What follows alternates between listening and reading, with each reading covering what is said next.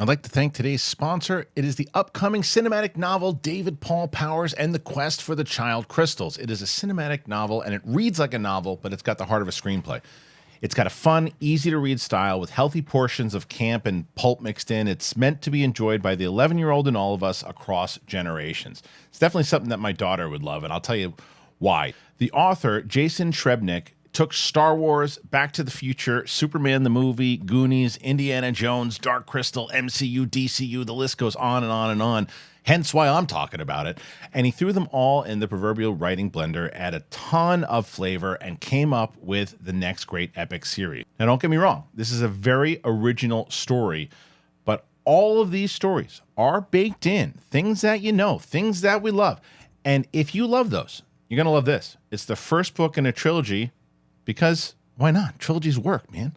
Get it on Amazon right now at a special pre-order price today for an early November release. You go to the Amazon link that is in the description, or you can go to davidpaulpowers.com, where, by the way, you can get a free Art of ebook, which itself weighs in at 230 pages and over 1,000 illustrations, all by the author himself. David Paul Powers and the Quest for the Child Crystals, episode the first. The adventure begins. It is the next big thing. What's going on, everybody? Welcome back to UAP Tuesday, man. Big thing. And today we're really talking about this show that just debuted last week.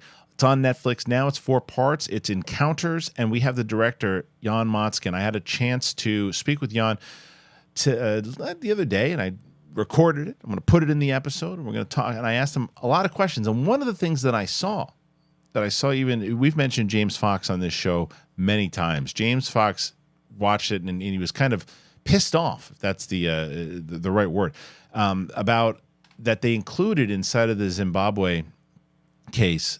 There's a particular, I guess kid at the time who said he made up the whole thing. And James Fox was like, well, wait a minute. Why would you include this to take away from everything else of what these other people said? And I actually asked Yon Motskin about that part of it. And I think you're really going to like his answer. So I talked to him about that and more, about how he got involved in it, why he got involved in it. This is a documentary that is produced by Amblin, obviously Steven Spielberg, our buddy Andrew Freed from Boardwalk Pictures, and Vice. And it's been out for a little bit. It's obviously doing very well. People are talking about it. It's bringing more and more attention to the phenomenon. So we'll talk about that. But there's some other things also that's going on. Some stuff going on in Maryland about that there's some stuff. There's some sightings that are going on right now, and people are like, what the hell is going on? There's more footage out there, and this is not going away. As much as I thought, man, no, maybe it's going to go away. It's not going away. So Mark Reilly and I are going to be talking about this and more. Let's get into it. It's the big thing. It's UAP Tuesday. Here we go.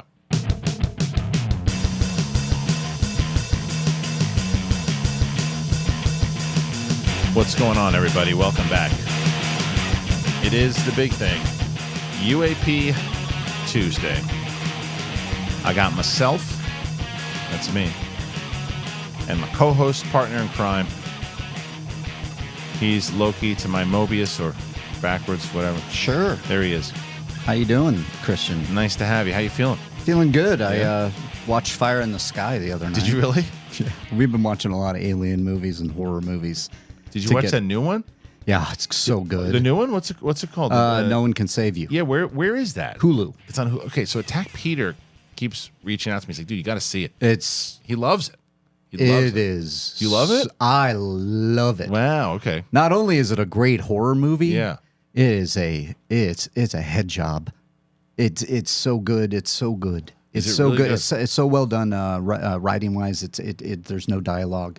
It's all just. It's creepy. It's when those aliens come in. Yeah, I tell you, one of them does this thing. Don't tell me. That is haunting me now. I'm thinking about it. I'm like, that bad. It just kind of just comes in. So you loved it. I loved it. Okay. Yeah. And then I was begging my wife to watch Fire in the Sky, and she's like, that one I don't want to watch.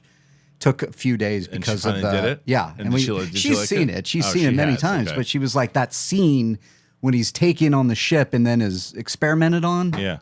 If that's what's going on, the alien abduction stuff. That's a whole other. It's a whole other thing. But It's a whole other thing. all right, so what we're like I said, we're going to really get into encounters in just a bit, but there's some other stuff that's going down. And this is from Scientific American. And the article basically just says it's time to hear from social scientists about UFOs. Whether or not UFOs exist, we need to pay attention on how they are influencing our politics and culture. UFOs, recently renamed Unidentified Anomalous Phenomenon, UAP, are attracting public attention in the U.S. in a way we haven't seen for decades. Ex-government officials, prominent politicians, intelligence agencies, major news outlets, and civilian scientists are all looking into the prospect of extraterrestrial visitors, making them no longer seem quite so far-fetched. Even NASA, once disinclined to take the subject seriously, convened an independent study team to create a roadmap for future study of sightings. The team's final report, which includes this roadmap, notes there is no evidence pointing to extraterrestrials. However, the questions asked of NASA officials and their recent press conference showed that aliens and cover-up remain firmly on the minds of many observers. Not everyone has welcomed the UFO's newfound measure of legitimacy in the meantime, and critics have questioned both the science and the money behind the resurgence. But for all the wrangling, advocates for and against the serious investigation of the UAP share something in common. They all focus on the question of whether the phenomenon is something that exists in nature, whether worldly or otherworldly. We don't conclusively know if UAP physically exists beyond the mundane, but we do know this. UFOs are social facts. Debate about them is transforming our politics and culture with effects that are largely overlooked. Social scientists could weigh in on UAP now. It is a task for which they are well equipped. They not only offer effective techniques for assessing social change, but for decades, social scientists have been conducting research on such relevant topics as human technology systems, behavioral factors in manned space travel, public attitudes towards UFOs, and cognitive aspects of the sightings. To start, there are three pressing issues surrounding the UAP that bear serious study and discussion: intelligence, trust, and research ethics. The top of intelligence turns up in multiple contexts in the UAP discussions. For instance, regarding classified military knowledge, much of the current debate and legislation revolves around the reliability of UAP information and how it is handled by government agencies. Given national security needs, what appears to be part of a UFO cover-up may also be explained by mundane organizational failures at the Defense Department, administrations hesitant to post to these failures, and institutional penchant for secrecy and final plan old ignorance. Whatever the case, unidentified flying objects represent a challenge to governmental and military authority. This is because the state is expected to have answers to all possible threats, and UAP undermine that guaranteed since they are, by definition, unknown. All right, there's a lot more in that. That's Scientific American. Reilly, when you hear all that, Yeah. it's a lot of the stuff that we've been talking about, and but I think that the major part is how they open it. And it's the fact that it is less about that thing that we kind of goofed about, and it's more about the people are talking about it more. And it's just still, I'm sure, like if you were at a dinner with 10 people next week, you might be the only one that's talking about this. Yeah, it happened at my party with my family. Yeah.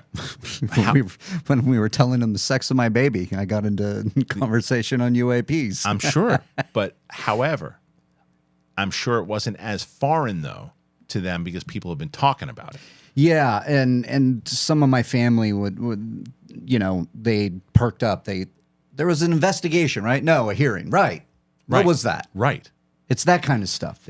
And that's what that article is, and That's it's what it's pushing saying. it. And there was something in there that I thought interesting, and I'm going to ask you. Yeah. In the wording of it, it was like UAPs, do they exist in nature? It was something of that wording in the article. We could find it, but just likening it to nature, which made me think of Nope. No. And But fair to ask. well, no, and not like an organism like a UAP is a living organism, as Nope would I see say. what you're saying. Right. But it's something that I've been thinking in the UFOs and the UAPs and they could be around water and whatnot. What if these things have been here for thousands of years? Right. Yeah. They are a part of our ecosystem. They are a part of nature somehow. I mean, that is out there thinking maybe, but I don't know. It was something that I thought of that article made me think. And went, yeah, because the point is like, let's get to the bottom of some of That this. people Just are talking keep about it. It's not- talking about it, having these theories, throwing them out there, going on X or Twitter or whatever you Yeah. want to call it, and getting people more aware of it. That When it's you go going on. back and like whenever, if it's 10 years, 100 years from now, when there's actually answers of what the hell this is, yeah, the thing that people are going to really look back on history is that 2000 and like I think it was 18, whenever that New York Times article that changed it. That changed for me, it. yeah. It changed it for everybody because I remember those that are listening, because like again, family, remember, and I mentioned that you're talking about the Tic Tac video and Yeah. then the articles that were going with it saying government has these things. and it was less, but it was more. It was Went over the heads of they didn't know everybody about at it. that part. They No, didn't know about it, and that, but that's they haven't even seen the footage, which it's an incredible yeah. footage.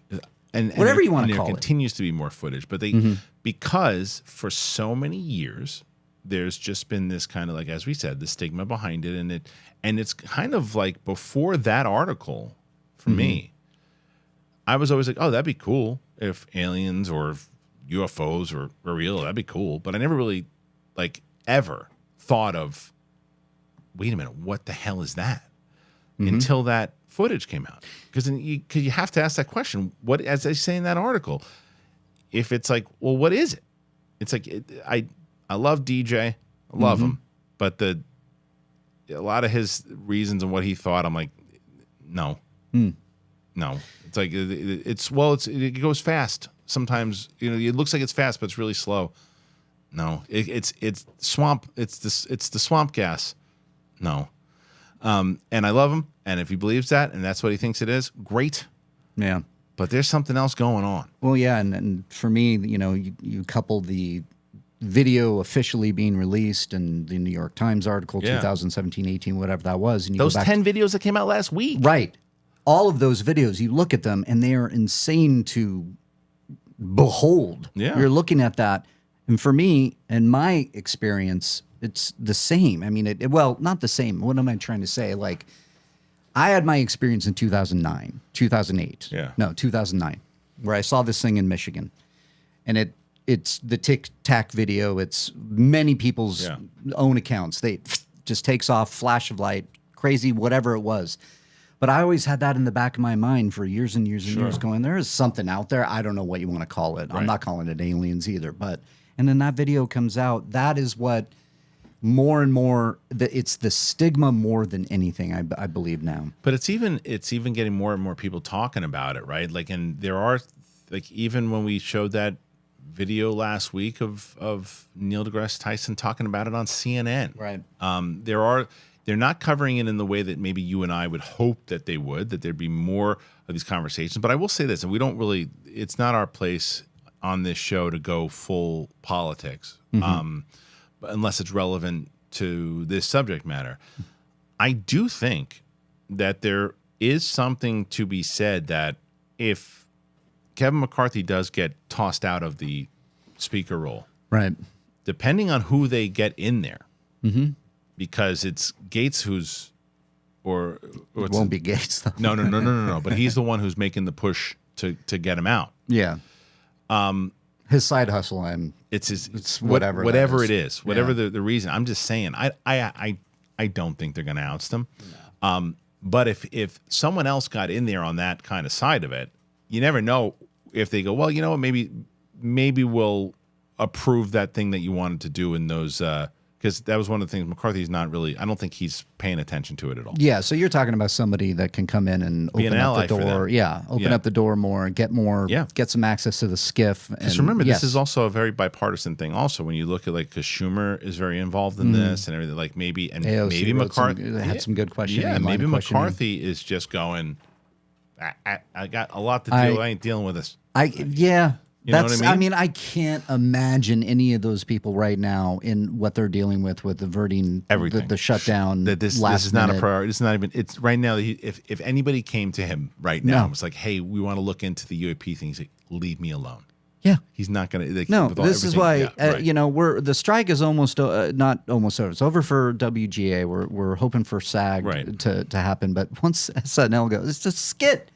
It is like literally somebody walking in to the Senate floor with an alien wearing a USC hat, whatever, and that nobody asks. Nobody asks. No one's just. So I'm right here. Who's your colleague? I'm right here. If you guys want to ask any, they're talking about everything. Cats in a tree. The election, the whatever's going on with the government shutdown, and they have other things, which I get. Like when it comes to those are the types of stories that I do. Like right now, I get that those are the main stories. I'm just saying when there's a hearing about all this stuff, when it's the last thing covered and not even potentially the only reason that mainstream media is now covering this when it comes up is because you can't get away from it on the internet. Like the internet, it's where it's living, right? It's like living on whether it's news outlets like, again, I think it's the Hill, News Nation. Those are the ones that are really recovering it. But then there's a lot of different, whether it's a show like ours, a smaller show, but then there's bigger shows that are covering it. I mean, shoot, Ryan Graves has his own show where he's covering it. There's way more information out there now that they can't put a stop onto it in the way. And then that kind of transitions us into now the Netflix series that they're doing. It's a 4-part series. Now, what I think was important about this series, there's a lot of stuff on this one that I now, after following this for the last couple of months, whatever we do, I've seen a lot of these cases. I saw the Zimbabwe one. I saw the one with Stevensville. The Texas one was the first one they opened with. Didn't know about the Japan one as much. I had heard about it, but I wasn't as familiar with it. So that was the one to me that I was the most intrigued with.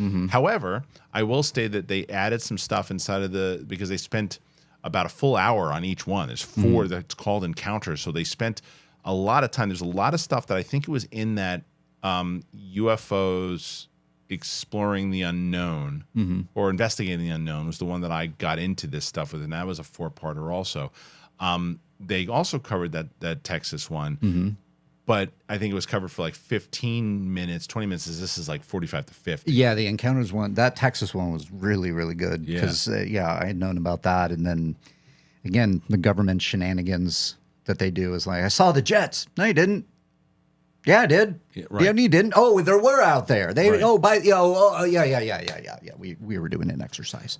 That was what was so fascinating about that is because that one dude, man, it like ruined his entire life. Like, because he was so, and I get it. I get it. Like, if like there's one thing like to where you had an experience, right, and it was like, and it stuck with you, and you knew, but I didn't make the news.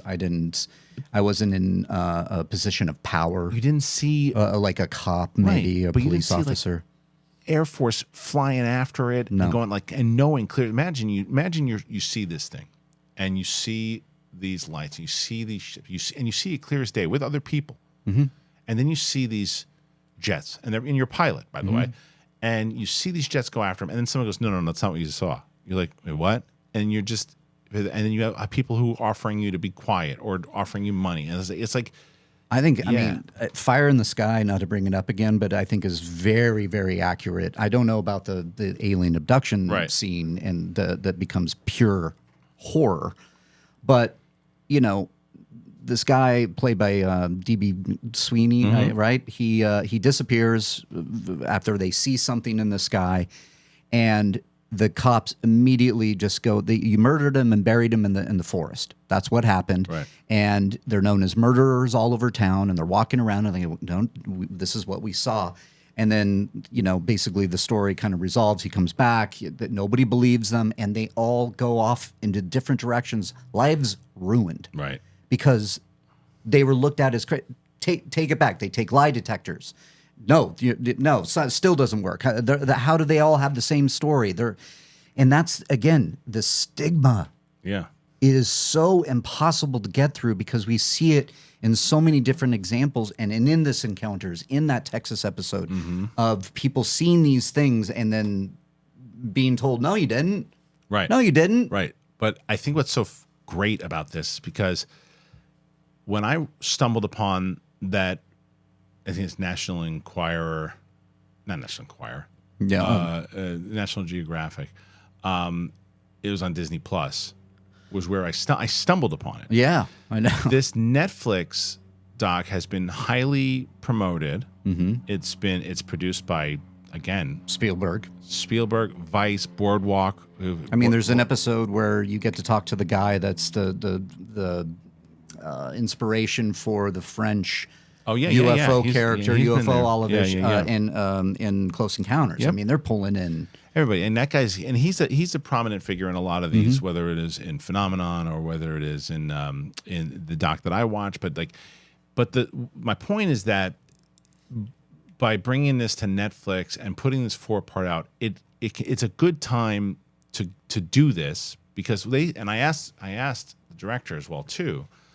Said, like, they were planning on this before, like, the hearing came out. They were working on this before. Sure. So they were working on this for a while. And what I also thought was really kind of fascinating about this, as you'll see in the interview, is that this wasn't a guy that they found like, oh, because James Fox is like in it, right? Yeah. Like when he does stuff, like, he's been following this for a while.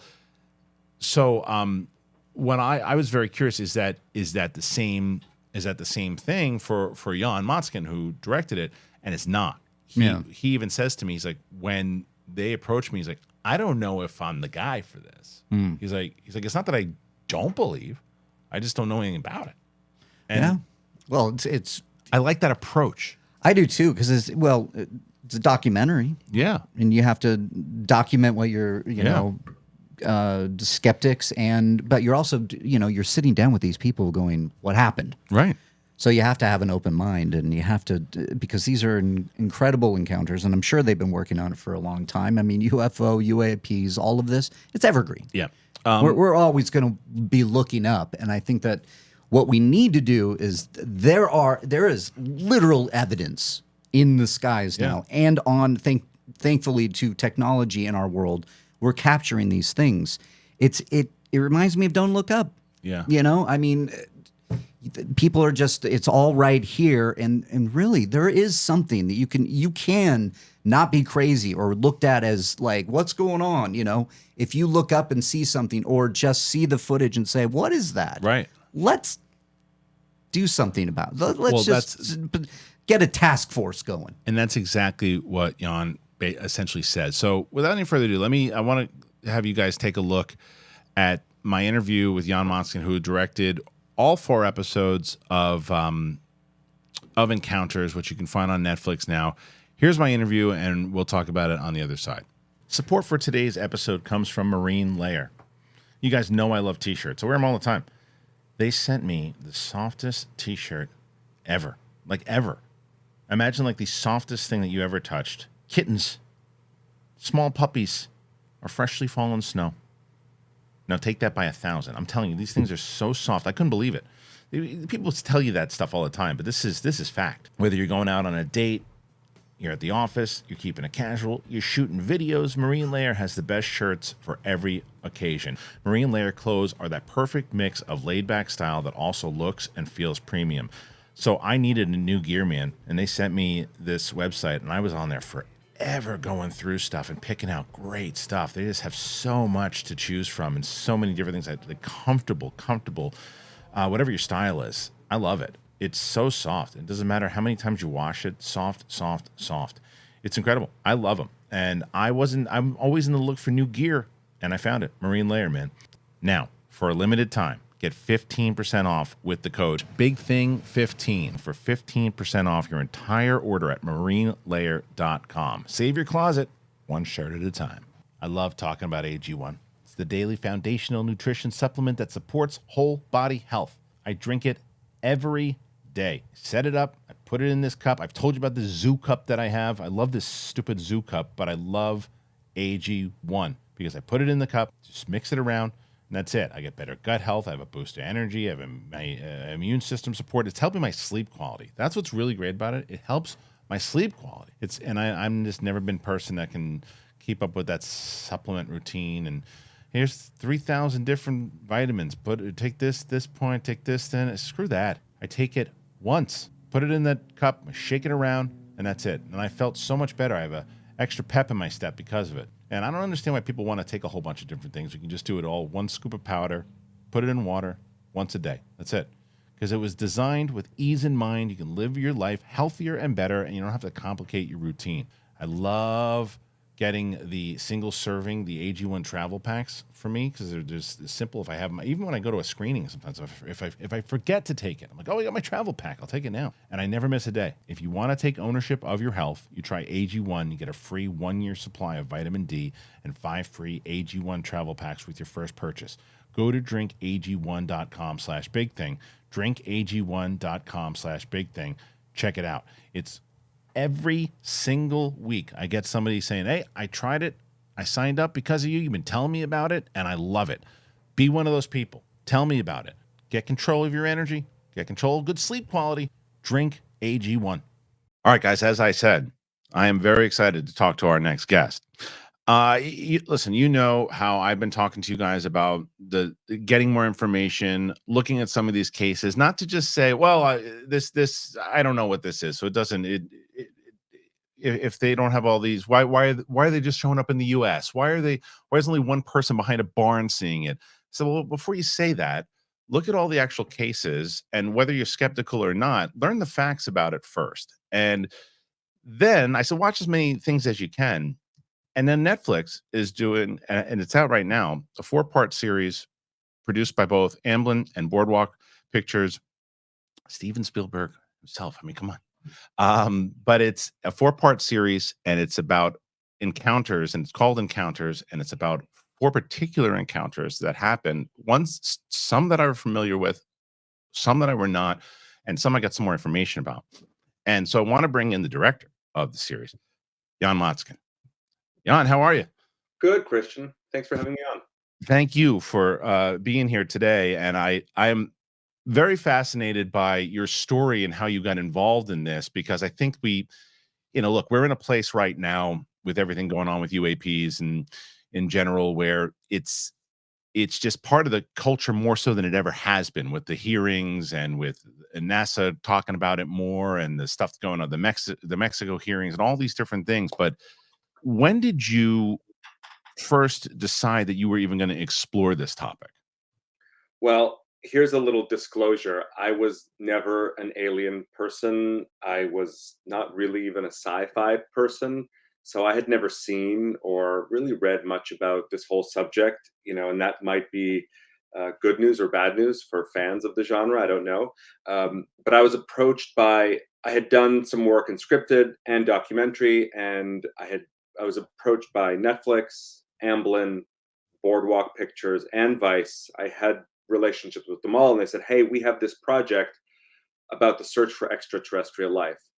And I said, thank you very much. But I said, I don't think I'm the right person for this. I'm not an alien guy. And they basically said, because you're not an alien guy, we think you'd be a good person for it. I said, well, what I'd be interested in is the human story. I get the genre. I think it's fantastic. Sci-fi is really interesting. Can we? I think I could do it, and I'm interested in exploring the human aspect, right? Which is, can we tell it from a human perspective, a narrative-driven, character-driven, emotional story, not conspiracy, not sensationalism, not sort of what is the government hiding or not hiding. So that was my starting point, and all the partners said, "Yeah, that's what we want." And I said, "Let's make it like a detective story, like Right. it's sort of a character-driven thriller." And they were all like, "That's exactly what we want." Yeah, and it plays like that. Yeah, absolutely. And it's funny because there's stuff like it opens with the first case is the one in Stevensville in Texas. And I had seen, I was familiar with that case, but what I liked about what you guys did in this episode is you really dove deep into it, because obviously you're spending a full episode on it. But is that the first one that you shot, or did you shoot them in sequence, or I'm not sure how you did it? Well, what's interesting is sort of the selection process of the stories, because fans of the genre, of which there are many, Yeah. they know a lot of these stories. So we spent about half a year researching this world before we ever shot anything, Okay. before we ever talked to anybody. So we researched and we talked and we sort of did old school journalism. And we probably came up with a list of about 100 different stories. Wow. And so, what were our filters, right? Well, one is we weren't interested in yesterday's story or today's story. We wanted to know what is tomorrow's story. Mhm. And very quickly, I realized, well, it's not an American thing. It's not necessarily a government or a military thing.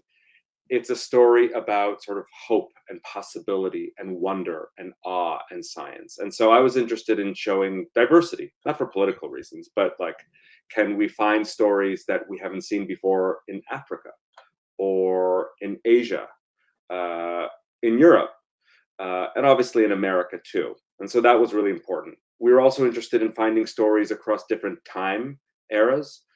So, for example, it's great to have a story that just happened yesterday or Mhm. 2 years ago, um, but we wanted to see what was happening in a certain place in a certain time that may or may not have impacted. Right. So we found a story from the 70s.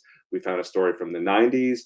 We found a story from the late 2000s, 2008, Texas, Mhm. which you're Yep. talking about.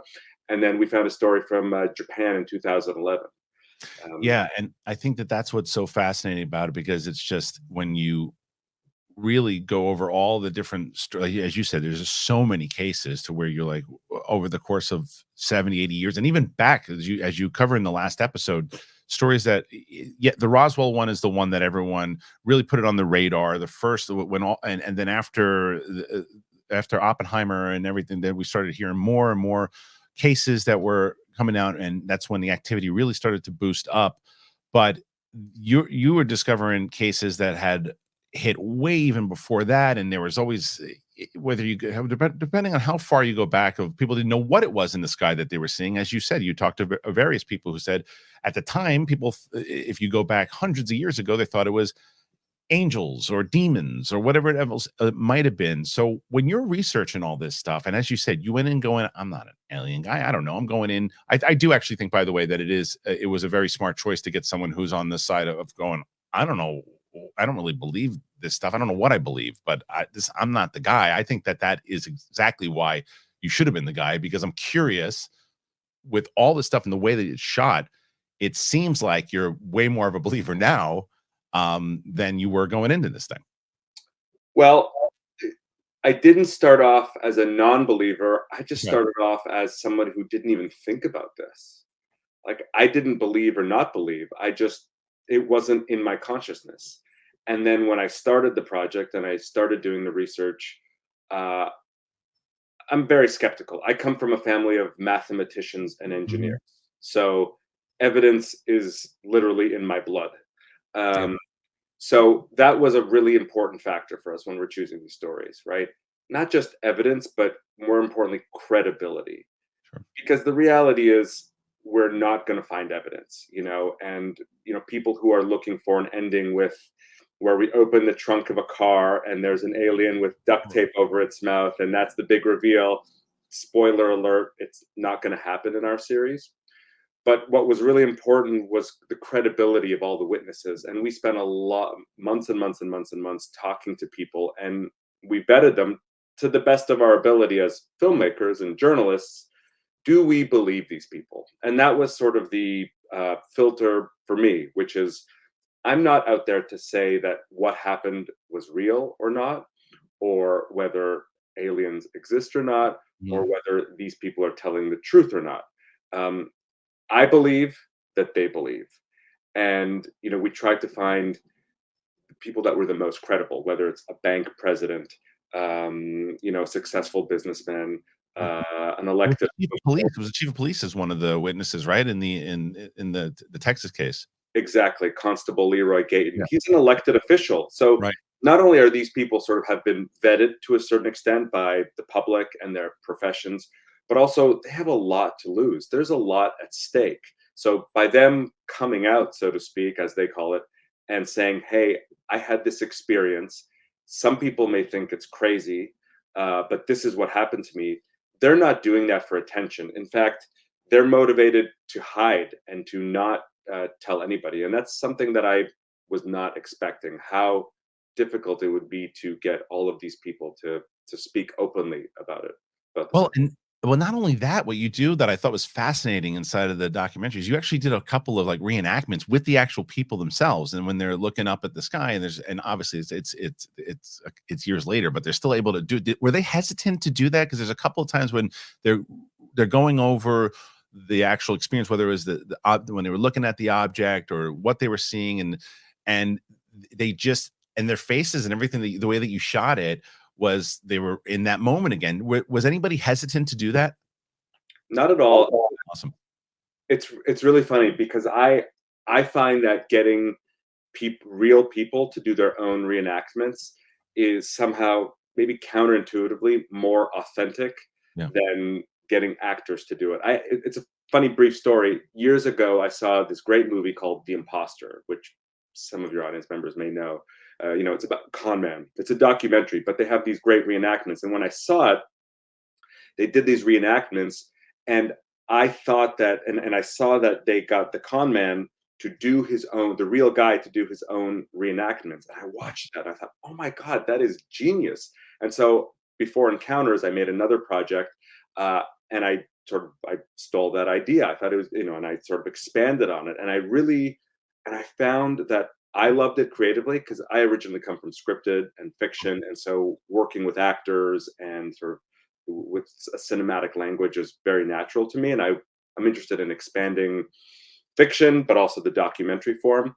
And so on this project, I found that everyone not only is comfortable with it, doing their own reenactments, but Yeah. sort of arrive on set and they see sort of the professionalism and the gear and the importance that we're giving them and their stories. And they really look, they not only perform, but this was a seminal moment in their lives. Yeah. So they don't need to really act. They're just sort of doing the thing again. Yeah, which is what I mean, I really enjoyed that portion of it because as I was watching that, it puts you in that scenario because, as you said, they really you can tell that they believe what happened to them, and look, it ruined some of their lives as far as the one guy who sees it up top, and it ruined his marriage, it ruined his business, he's consistently chasing it. I mean, he that and can you his name again? Steve Allen. Steve Allen, that's right. So Steve, I've seen Steve talk before, and you can just tell like Steve saw something, and Steve is really, really determined. And I would be so curious to see how he's feeling now with all. I mean, the fact that your documentary is bringing to light these stories more so and putting it on a platform like Netflix, and the stuff that's happening now more so in a lot of the media, and with the fact that you've got people like both AOC and Tim Burchett and all the people, bipartisan people now covering this and wanting to get answers. We're in a place now that we have not been in a very long time, and I think that that's why you said in the beginning, I was like, it wasn't that I was a non-believer, it was the fact that I just wasn't on my radar. And I think that because very similar to me, I was never a non-believer. And when I saw this stuff, the New York Times article in 2017, 2018, whenever it came out, I went, oh, well, that's an interesting. I've never seen that before. I mean, that's a little bit more proof. And then it kind of went away for a little bit. And I ran into a documentary about 4 months ago, 5 months. I was watching, I don't remember what I was watching, but I took a break for a second and I popped this on. And it was exactly what you just said. I just didn't know a lot of this stuff. And this is just information, and it's more questions that should be asked. And I think one of the reasons why it wasn't on our radar is because mainstream media wasn't really covering it. And you were getting things you didn't know these kinds of facts. Like there's so many different cases. I'm very curious, like when you were looking at these as you're going in and you're listening to these people, is there ever a moment of something that someone told you and you're looking at these facts and you're like, holy shit, like this is crazy, like the amount. And I know that you don't want to go into whether you believe it, not believe it, and all that, but it's just like there's got to be some moments you're like, this is pretty intense. Uh, yeah, there was a lot of those moments, and it's strange. It's once you're in the world, right? Once I was spending a lot of time talking to people. I don't want to say that it normalizes it, but it you know what? I take that back. It never normalized it because people told us extraordinary stories. Some of Yeah. them we included in Yeah. the documentary, and some of them we didn't because it's interesting. On one hand, I know what audiences want, right? Audiences, well, I think I know what audiences want. On one hand, you want sort of evidence and credibility, and you want to believe, and you want to feel like it's legitimate. Right. On the other hand, audiences want a good story. I mean, I watch movies, I watch shows. I want a good story. And Mhm. what makes a good story? Well, things that we haven't heard before, things that are unbelievable, things that could seem crazy or out there. The problem with a documentary about aliens or extraterrestrial life is that as soon as somebody starts talking about an unbelievable thing, for example, an abduction, right? Right. Right. Or and we had a number of people tell us like the specific details of their abduction, um, or the kinds of beings that they saw or encountered, which happens in a number of episodes. As soon as audiences hear that, does that cross the line for them? I know for some people it does. And we wrestled with that. We say we want to include it because it's real and these people Right. are credible and we believe their story. On the other hand, are we going to have the audience say, okay, you had me up until the lights in the sky, but as soon as he starts talking about a praying mantis, I'm out. Yeah, no, I understand that. And look, like from someone who does this now every Tuesday and talks about like I'm very open-minded about a lot of it. I think that there's some things that can be explained, and there's always what's fascinating to me about it is I always mess up the percentage, but if it's like there's always something like 12% that can't be explained. It's like, well, what is that, right? And so when they did the bodies at the Mexico hearing, I was like, I don't know. I don't know if I'm on board for that one. And to be honest, when you in the fourth episode of the Japanese one, I did not know a lot about. And then you guys had the one drama teacher on, and she's like, "I am an alien," and she starts speaking like her alien language. That was my moment where I'm like, I don't know, but it didn't discredit the other stuff that I was watching. Like the fact that you guys, what I loved is that you included is that there is some kind of connection here with the fact that every time, whether it's an actual nuclear event or nuclear plants or nuclear something, these things, whatever they are, whether you think that they're alien or other country craft, they are consumed by this nuclear stuff. And I'm glad that you guys did you know that how did you have to know that going into this that they were uh, always related to the nuclear events and stuff? I didn't know that. We learned that sort of as we started, we spent a lot of time talking to scientists Yeah. and sort of business people and entrepreneurs, but particularly scientists. And a lot of them did not appear in the series, um, partly because they don't want, and these are scientists at not just credible institutions, but some of the most well known and respected institutions, both in the US and around the world. Sure. And they study this, they believe in this, they talk about it, they work on it, they get funding for it. And so we started to learn, for example, the nuclear connection, this idea Mhm. that particularly since the 1930s and 1940s till today, there's been a fairly strong correlation statistically between reported sightings of UAPs or unexplained activity and nuclear power plants, or nuclear weapons and nuclear disasters. So we learned that along the way, and I thought, well, that's really interesting. And then as we found out, like that's a story that hasn't been told often in this world, and I think it's also a story of consequence, right? And it also suggests, I think, some pretty big stakes, right? Which is, it's one thing to see something in your backyard or off the coast of the UK. It's another thing when this is happening sort of in and around nuclear power. What does that say? We can spin out from that a lot, but um, we were able to couple that story, the nuclear accident, and I was Mhm. very interested in doing a story in Asia because we don't often see that in this genre. And unfortunately, there was this terrible tragedy in 2011 with the tsunami, the earthquake, and the Yep. tsunami nuclear power plant disaster. But that led to this extremely strange, otherworldly experience, and so we were able to tell that story. Yeah, you really did, and it was that was the one that I was really I didn't know a lot about, and I really wanted to because that's the thing I get on this show all the time for people.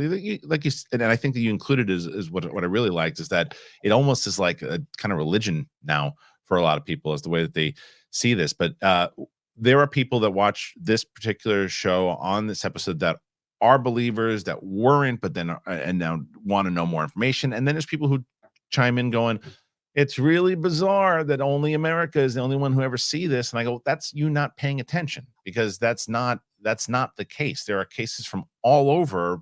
But the question I was, do you find this at all when you're doing the investigation? Because here, one of the main things is that there's this cover up, and you guys kind of do. It's not the focus of the documentary, but you certainly hint at it in the first episode of how they see the jets, and then they go, no, we didn't have any jets there. And then they said, well, we did have jets there, and that was what it was. And there was miscommunication. That's why. And it's like, oh, okay. And that just seems to be an ongoing theme here.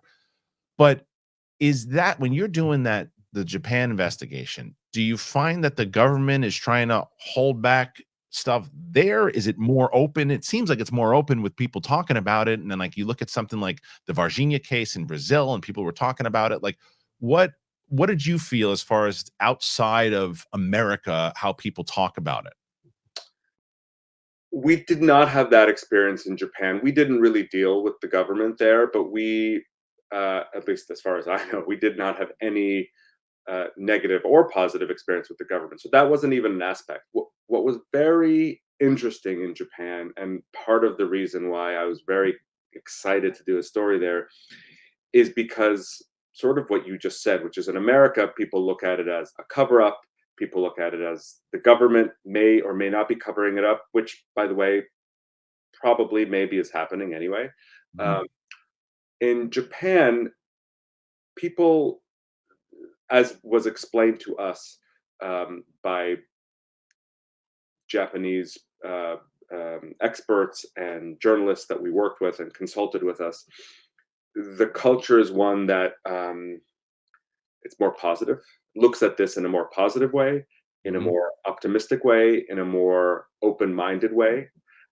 It's also one that sort of incorporates spirituality and religion into this. And so what that means is, it's not just like here we have humans and then extraterrestrials, and it's like Right. you're either one or the other. And then, religion or God, whatever you believe in, is sort of in another category. In Japan, as was explained to us, it's not natural or supernatural. It's just there's no even concept for that. It's all just one.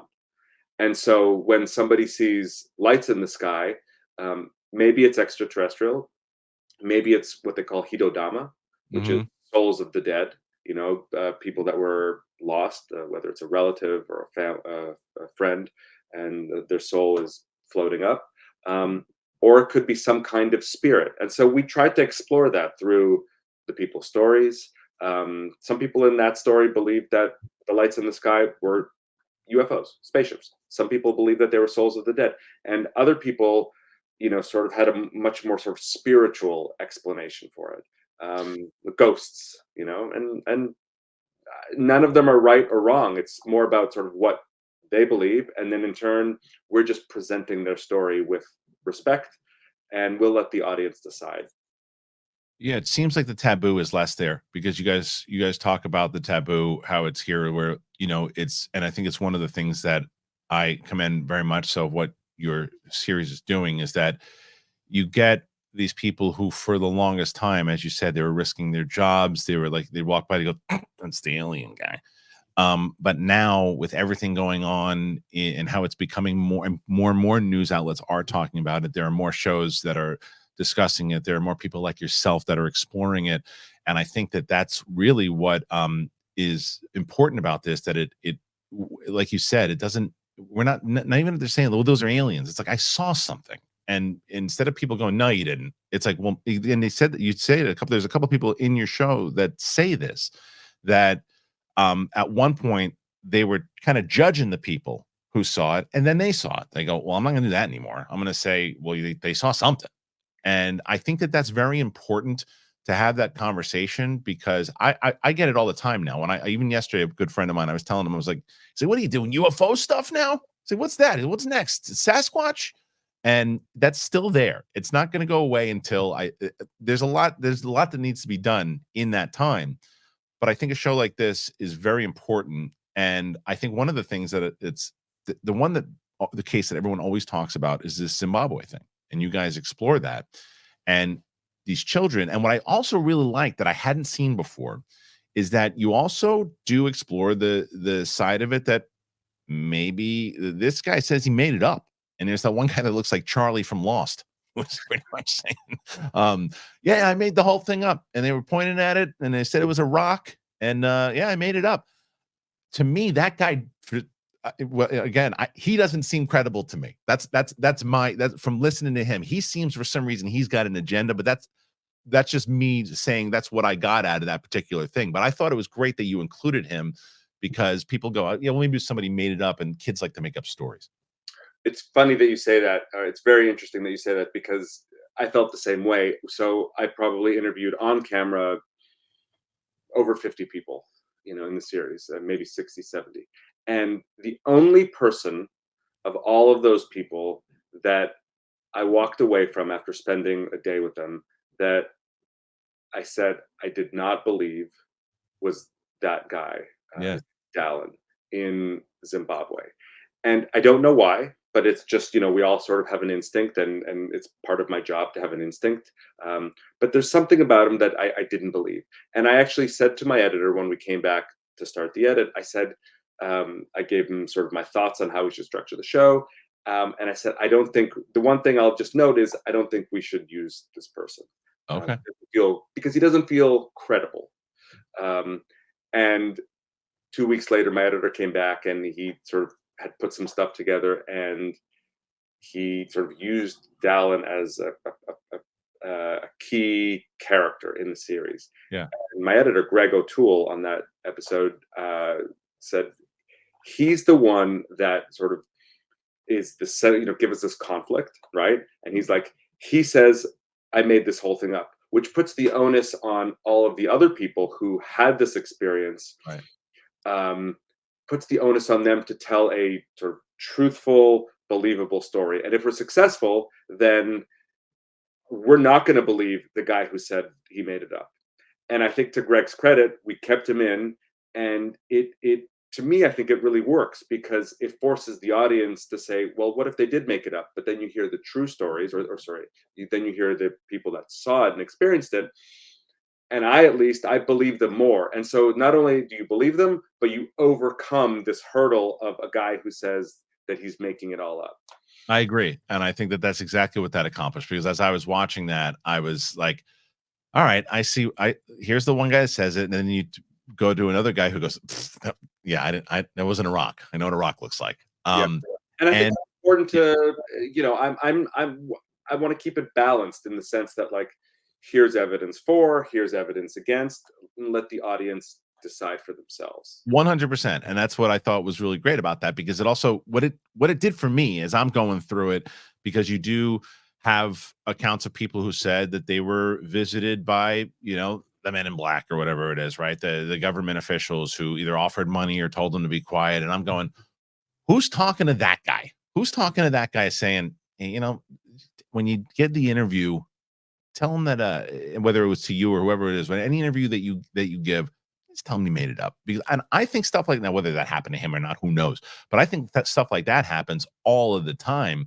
That's the stuff that, to me, it's a matter, as you said earlier, it's a matter of the witnesses, the people who are talking about it, and their credibility, and what is it that they have to risk, right? And you look at a guy like David Grush, you look at a guy like Graves and Graver and these Fravor, and you look at these guys, and it's like, why are they putting their careers out? And people, oh, they can monetize through books. And it's like, yeah, but you're always going to be, well, that's the alien guy. You got to be credible. And I think that that's what your show does very well, of putting those all together. But let me ask you this before I let you go. After doing this 4 parts, because as you said, there's so many different cases, is this something, are you done with I mean, I know that your interest is going to be there, obviously, but are you done as far as directing more of these? Would you want to do more encounters, or is it just, this is what you wanted to do? You explored it. You took the gig. You found out what you wanted to find, and now we're doing other things. Well, I could tell you that I now have completely I love sci-fi, Yeah. and obviously the movies of Spielberg, like sort of the earlier movies like Close Encounters and Yeah. E.T. and sort of those formative movies, and more recently something like Arrival, sort of where it's a sci-fi but it's human based and it's character driven, it's narrative. So I would love to do more. If Netflix, if people watch it and more people want more stories, we're kind of ready to go on season 2 and season 3. So I would love to do more if there's a way that it can feel fresh and moving things forward. I'm not so interested in doing the same thing over again, but a good story is a good story. And so if we can explore it more, I would be very, I would like to. Are you paying attention to a lot of the stuff? Like, were you paying attention to the hearings? Were you paying attention to the stuff going on with Mexico and the stuff that Grush was talking about? Were you kind of keeping up to date with that stuff? Yeah, kind of on the periphery. I sort of told myself, and I'm not sure if this is good or not, but while working on this project, like I try to not keep up with the news because I don't want that to inform the process.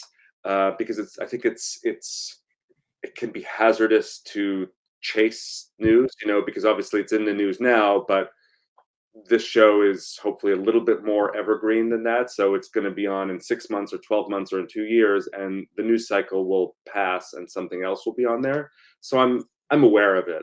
Um, you know, it doesn't change what the story's about, which is like this is a timeless story, right? This is about people who experience something extraordinary, otherworldly, and how have their lives been affected by it.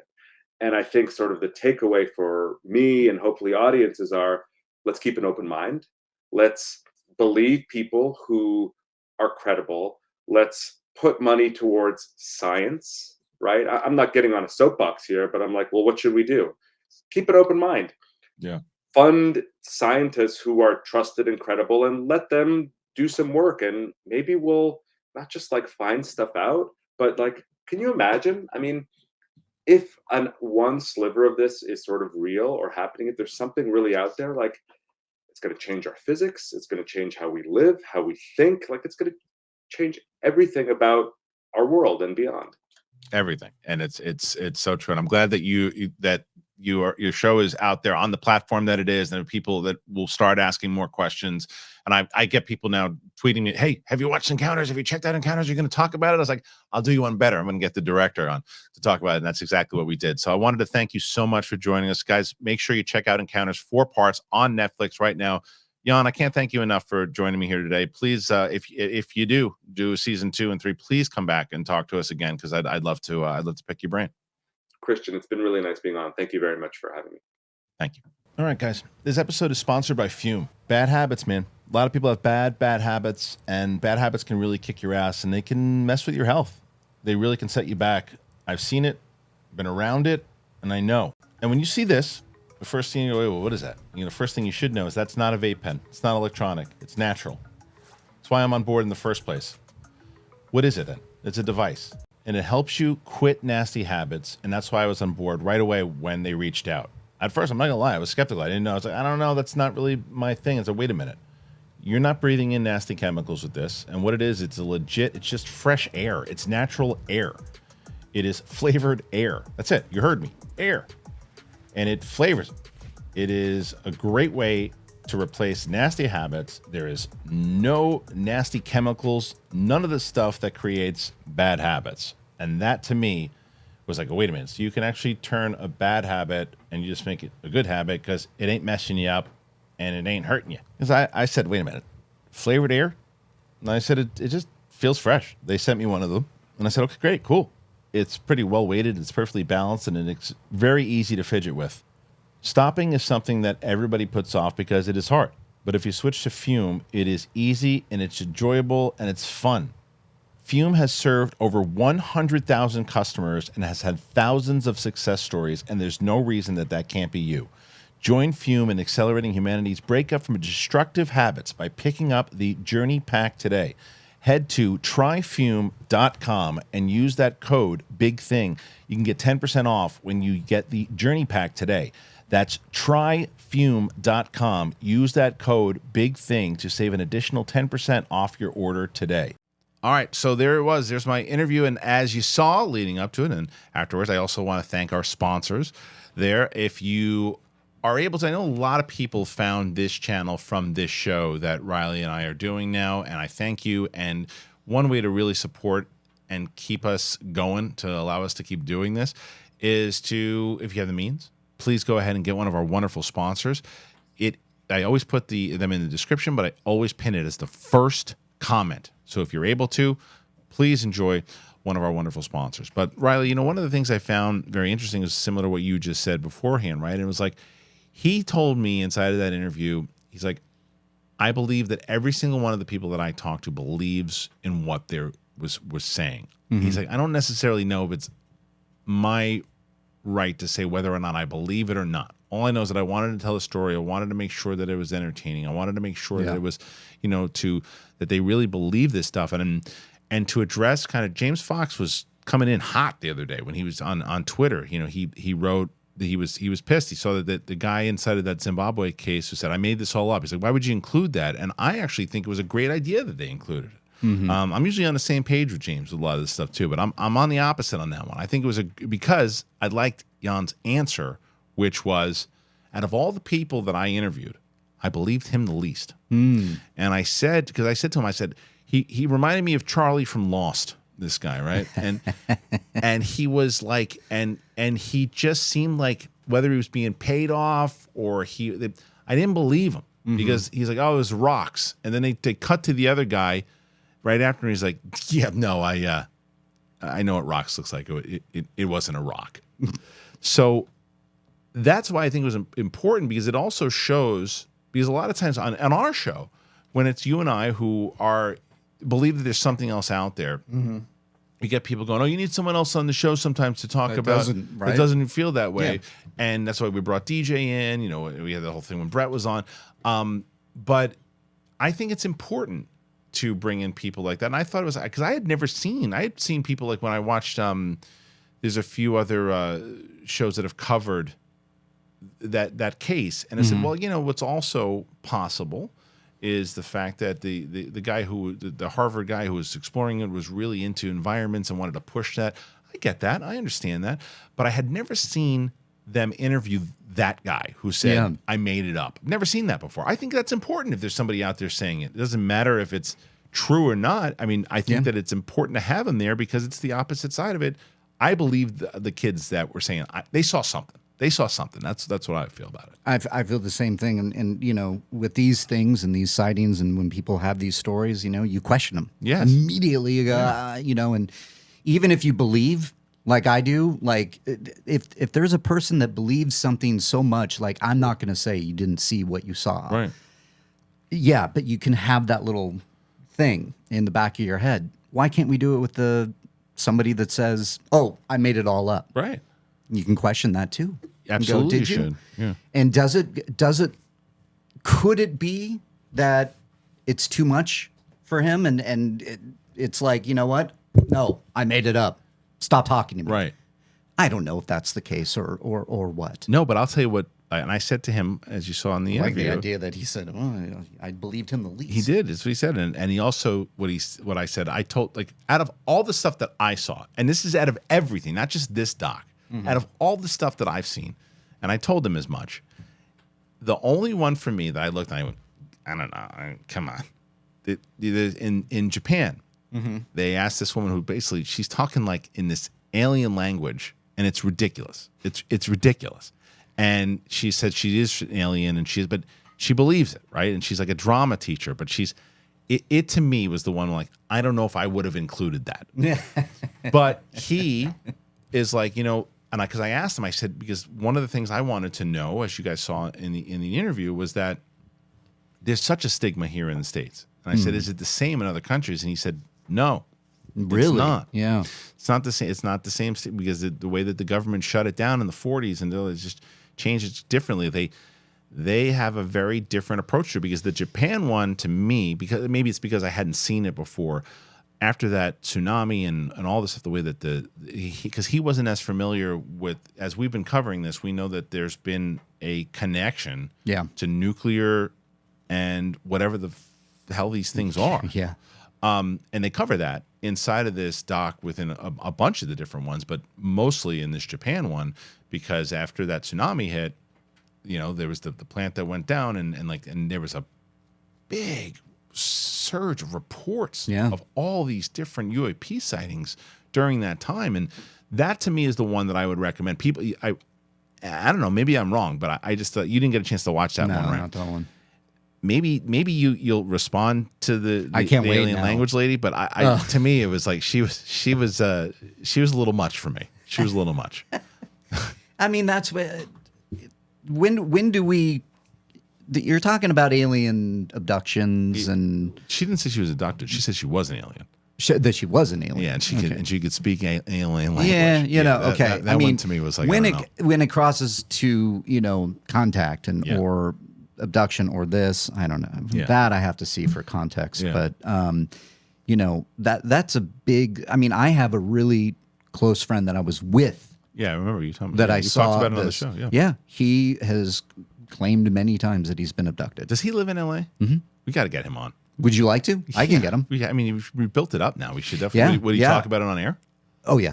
He would. Yeah. We did it on an old podcast of mine at Collider years and years ago. So he would we do should- it. But this because it would, I think it's fascinating. Yeah. What he says, and very real. And He believes it.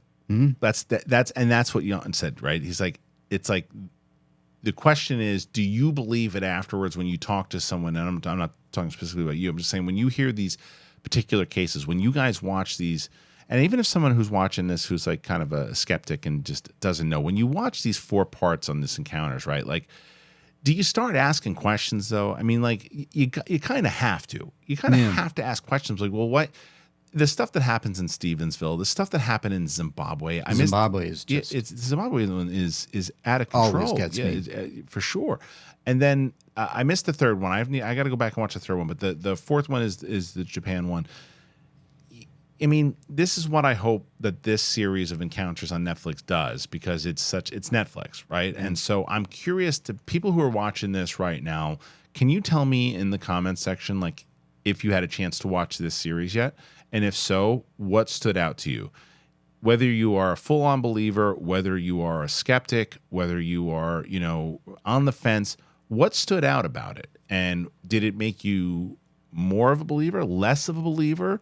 I want to hear that, because, like, as I said, I was unfair when I first watched the first episode. Because when I watched the first episode, I said, I've seen this story already before. And I was like, hey, there's some new stuff. just another way of saying it. And I said, I've presenting it. seen it. But then I said to myself right after I saw it, because it was very well done. Yeah. But I said, well, wait a minute. If this is the first thing I ever saw, then would I be as locked in the way that I am now? And the answer is yes, 100%. Like, if this is I gotta realize that maybe, because there are people, the doc that I saw for the first time that I was promoting and telling everybody about, people were like, yeah, you got to watch The Phenomenon. You got to watch Moment of Contact, right? So, and now I think Encounters is going to be part of that conversation as well.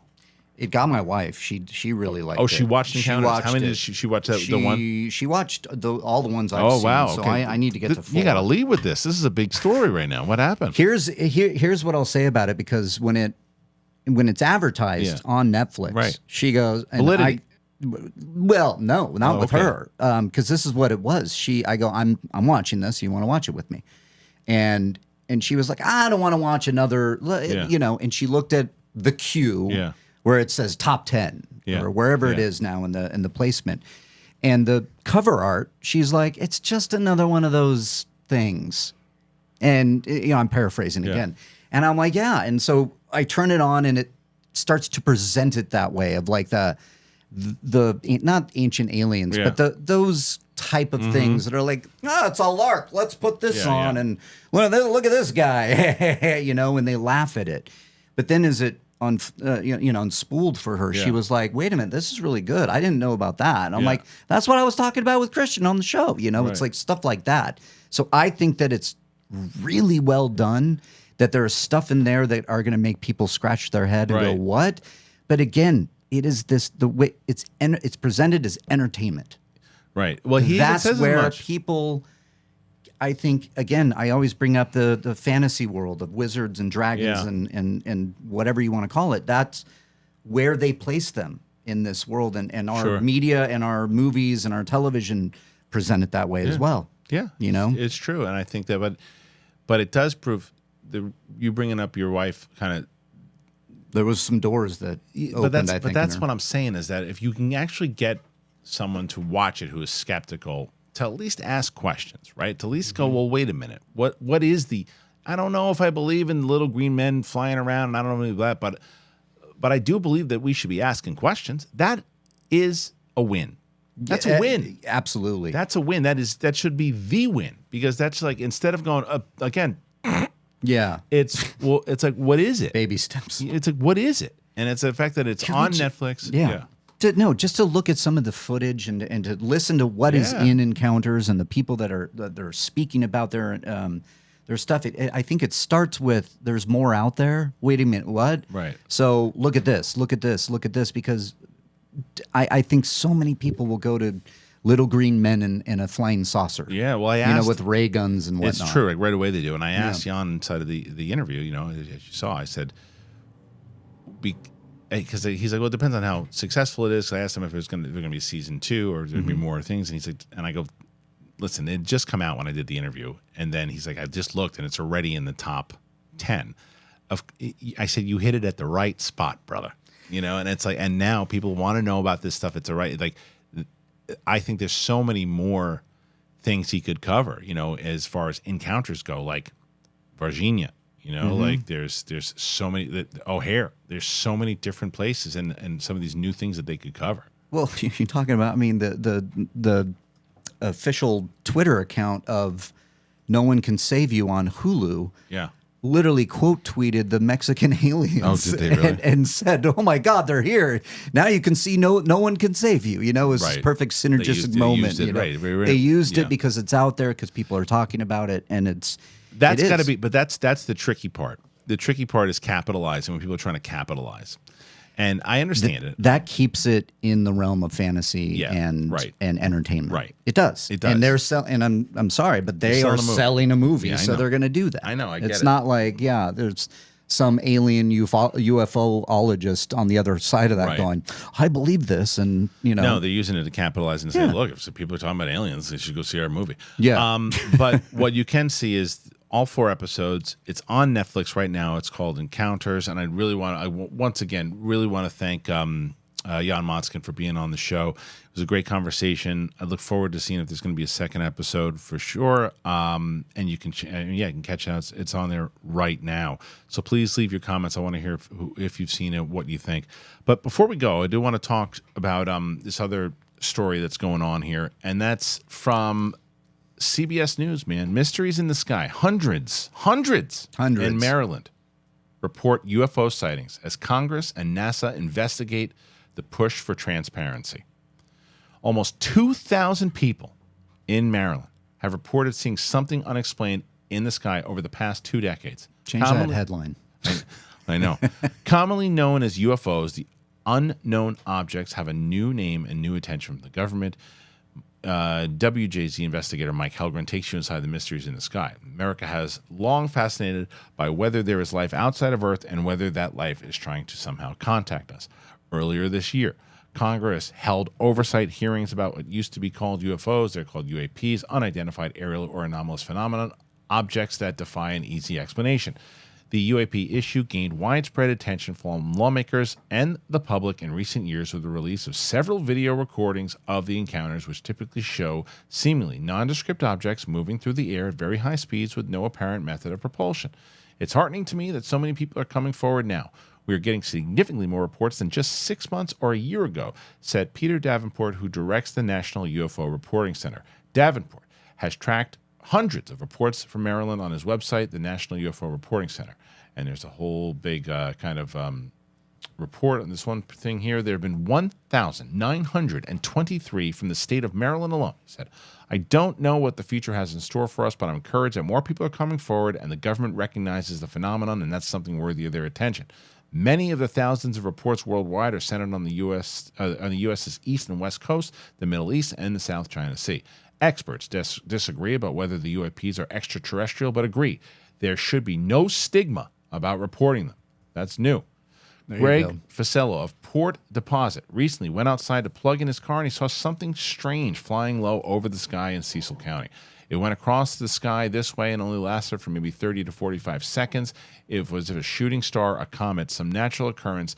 I wouldn't have been bothered to send it to you, but this thing looked made by some intelligent life form. It was nothing like I've ever seen before. It broke apart and then it streamed out, just faded in the sky. And that's similar to what you said, your experience too. In September, NASA called for better data and more subject of these types of objects. This is the first time NASA has concerted action to take serious looks into UAP, and NASA Administrator Bill Nelson. It goes more deeper into the NASA stuff. But it just shows you, man, I think it goes back to what we were just talking about, Reilly. That it's people are getting less concerned with feeling like they're all alone and feeling like people are going to laugh at them now. They feel like there's a place for them to actually talk. Now we're not even nearly in a place where you can go. Like people will. Katie Sacco gives me shit about it all the time. Like, she's like, you gonna talk about the aliens? She gives me crap, and people do it all the time. But it's less now, and I think that I really do think that there's going to be some kind of news. I mean, there's reports now that people think it's coming out, that the news is going to come out soon. I don't know. What do you think? Yeah. Well, get some of these Maryland folk to talk, because that doesn't surprise me. Again, as we hear of these stories, you can go. It's funny because I say we present in media aliens as wizards and this and that fantasy. No one can save you as a horror movie, and it's great, but you can present this stuff on social media and get a completely different reaction. UAP you can Twitter. UAP Twitter is quite the thing. But if you have footage, let's say somebody in Maryland catches something on their cell phone, you can upload it and have a hoot on social media. You really can, and I think that can coax some people out. Now, I don't necessarily like to post on social media and get attention for something like that. Right. So I'm not saying everybody, but yes, this is going to continue to break that stigma down if more and more people are talking about it. And then out of those 1,900 reports or whatever, if somebody sees something, I tell you, ever since the day I saw something, I'm looking in the sky.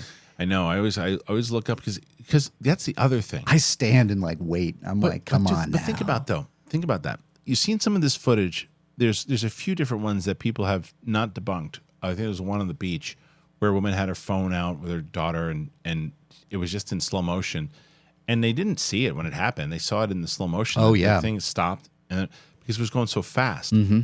I don't know how many times I've been walking my dog and maybe something come, but I didn't look up in time. I don't know. I mean, I could have very well been anybody could have been very well underneath it. Maybe that's what these things are banking off of. They're like, these morons aren't looking. Yeah, well, yeah. I mean, I saw some drone footage of somebody uploaded and said, didn't see it at the time, and the drone's coming in and it's hovering right by the house, and then all of a sudden something just goes zips through.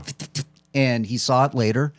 I'm an avid drone flyer myself. It's a hobby of mine, and I'm looking around because I think we have that technology now that it's only going to get more and more out there. Yeah, well, here, and this is our final story of the day. So the Jerusalem Post, this is an article that says, journalists predict that UFO truth to surface soon, revealing stunning secrets. And they say, if Ross Coulthart's claims about UFOs are true, the implications could reshape our understanding of the world as we know it. Investigative journalist Ross Coulthart has boldly asserted that the truth about UFOs will be unveiled to the public within a year, thanks to the multitude of anonymous insiders who have provided compelling evidence of their existence.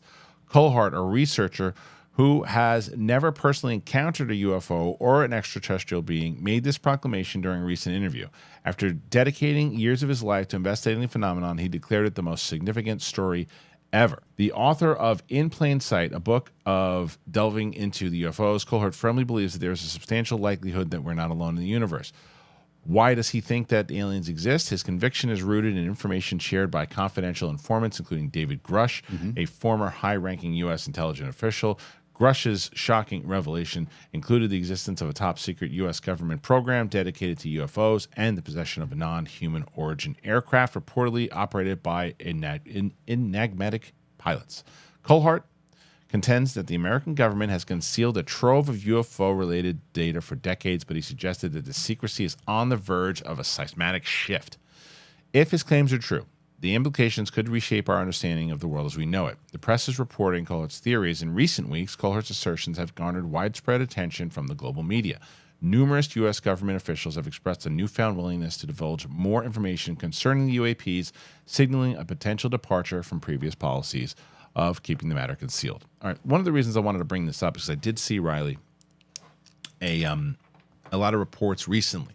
I think this is one of the things with him, is that there were a ton of new whistleblowers. Did you see this? Like, there's a ton of new that's going to come out. Now, whether that's from the second hearing that's going to happen or anything else, or I think that's a really good place for it. It would be. If they're able to actually get the second hearing and they get all these people who finally see what Grush did, and I know Grush did another, someone pointed out Grush did another interview. I didn't get a chance to see it, though. But if all these people kind of stood out and then and apparently these whistleblowers are firsthand witnesses to confirm what Grush said about they did see the bodies. They did see the actual. This is actual eyewitnesses. That would be, I guess, where Coulthart's coming from. That changes it all. There's only so much more that you can actually, you can deny it now if this comes out. I saw this again yesterday somewhere. I don't remember where it was.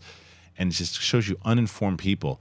Oh, it's so funny that it's only the U.S. that sees this. It's like, just watch Encounters and watch the last episode. That's it, and then shut up. That's the comment that drives me nuts. It's like, that's just you not paying attention. Well, that's just a example, I think, of a big swath of people that probably do that. Yeah, of course, without digging into it, Right. and that could be incoming in various different ways. You could see it in. I don't believe that stuff. Move on. Right. There's too much going on in our world right now. I'm looking here and not really listening to the reports that are out there. The media is not pushing it there. But it made me think of DJ's point a couple shows ago when he was on, and I believe it this way because when he was, skeptical and saying like, well, if something crashed, this person would know, this person would know, like this group of people would know, and then they would tell this people, and it would spread, and it would get out there, is what he's saying. And I don't know about that. I don't agree with that at all. I don't agree with that either because I think that by design, what they're dealing with is so secretive. And classified natures, and they're going to have to. But this is where I believe that this point can resonate because there are so many. There could be how many people does Grush know of? I'm sure. How many people are there? There's got to be. So with this stigma slowly lifting and whistleblowers being like, all right, let's do this. He's slowly still alive. but surely. Yeah, right. Slowly but surely coming out of the shadows, so to speak, and saying, okay, this is what I see here because there's more recognition going. There's more legitimacy. We are doing the hearing. Maybe this is when they're right. I could see that actually happening. Well, look, I mean, James Fox said it right after the hearing, right? He had also predicted something similar where he said that within the next year, we're going to start getting to a lot of these experts, whether it's Fox, Coulthart, I think Leslie Keane, I'm not sure, but a lot of these experts are predicting that it's all going to change within the next year. A lot of them. I wouldn't be surprised. Yeah. I wouldn't be surprised because I said with the technology that we have, I said shared experience with everybody, but this could be the next best thing. Yeah. Is having enough people just go, all right, you know what? Fine. We can't hide it anymore. Yeah, we can't hide it anymore. I think that's what I'm hoping happens. Like, look, it's been 80 years. We had a good run. Yeah. Let's fine. Let's see if that's the case. The main reason though is not because just they're holding secrets. It's not just because they don't think that that people could handle the truth. It's also because they're going to be like, wait a minute, you guys had the ability to be able to do this and help humankind with this, and you didn't do it. Well, if they know what they're dealing with. But I mean, let's say that there's certain things that, let's say hypothetically, that they have the type of technology, the kind of power that would be able to no longer need oil. Right? Let's say hypothetically. Do you know how many people would want to keep that quiet? Oh, yeah. Right. A lot. A lot. Because if the oil business, if we don't need you anymore, yeah. you don't need you anymore. And I don't know if this is anything that's even the I'm automakers. I'm just giving an example. Like if there's some kind of, let's say it's something to do with the medical industry, Clean energy, medical, Whatever. cure cancer. whatever it is. Yeah. And they had, and I'm just saying hypothetically, they had this information from whatever the hell they found 60 years ago, and they could have changed the world 60 years ago, and they didn't. That's another reason for them to go, we can't let this out because we're going to be in trouble. Yeah, that could be another variable we don't know about. I think that tracks. I mean, I think they could be like, whoa, we can't release this 20 years later. Right. We need to release this 20 years later. This is like... I go back and forth, dude. Remember I told you a couple weeks ago, I said, I don't think we're ever going to find out anything. And then there's times like when I hear this stuff now, I do, and as much, I think Ross Coulthart definitely has an agenda also with his books and other things that he... Everybody is. I believe that he has a passion for it. I believe that he wants to get the truth out there. I do. I think there's a reason why Grush sat down with him in the first place. But I don't know, man. I don't know. Him talking and then I gotta get James Fox on this show. Man. I gotta get Fox on the show. I 100% believe in our lifetime there will be some kind of revelation that I think that should change the way we're talking. But I don't really have a lot of faith, to be quite honest, with some of the things going on in our world with people and just in general. I mean, I think that there is a bigger world out there. And if this thing turns out to be like, sorry, there's like right here, there's this weird gravitational thing. What you saw was a Coke can flying across space. Whatever, something. Just give me something. And okay. Then, and then I want to see if NASA, and same thing. NASA comes out and goes, yeah, we did the test to those bodies. They're fake. Fine. But just let's move. Let's do something. Yeah. All right. I ask you guys, whether it's any of these stories that we covered today, your thoughts on encounters, anything in general, where do you stand here today? Be part of the conversation. I cannot thank you guys enough. When Reilly and I started doing this show, we thought maybe a couple people would be listening to us, like kind of shoot the shit. I will say it is the most popular episode of Big Thing that we do every week. Whether our lowest episode of 20,000 is somewhere we put on the StreamYard last week, and we said, I don't know if we're going to be able to, if many people are going to watch next week because we're doing StreamYard. 130,000 people. Good. So and we got a lot of new people coming in here, and thank you for that. And we hope that you are enjoying it. We're going to start working on something probably in November that we can add something a little extra to get just the UAP crowd. I know a lot of people have questions, and people like will DM me and Instagram and stuff too, and I can never really get to it. Yeah. So I have an idea that I haven't even really shared with you yet, but I will, and I'll release it in November to how get everybody kind of a little bit more involved. But for now, make sure you comment, click that like button. As I said to all of our sponsors, check out that book, man. Check out AG1. Check out our friends over at Marine Layer and, of course, Fume. The links for all of our sponsors are in the description. It helps out the show tremendously, and I will also pin it as a first comment. So thank you guys very much. Thank you to my friend Mark Reilly. Mark, where can they find you? And I second that, by the way. Thank you, everybody, for watching and having a good time here as well. You can find me on the internet at Reilly Around. See you there. And for me, you can check me out. Just my name, Kristian Harloff, whether it's Instagram, Twitter, anywhere. So thank you guys for joining us. I appreciate it, and we'll see you on the flip side. Once again, thank you to Yon Motskin for joining us on the show here today. And we'll see you guys. Peace out.